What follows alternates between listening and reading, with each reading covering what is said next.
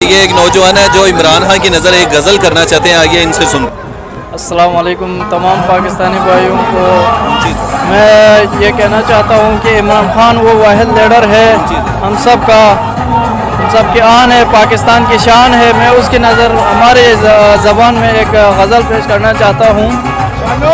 यो लर गार गार गार गार गसंगे होंगे यो ला सा सा सा सा तसंगे होंगे यो लर गार गार गार गार गसंगे होंगे यो ला सा सा सा सा तसंगे होंगे माथों नचगी के पाम किलमला थोफिका खिसे खड्डस निंगे समला माथों नचगी के पाम किलमला थोफिका खिसे खड्डस निंगे समला यो विब्राफे खगो कले अकसने ओंगत यो लाता ता ता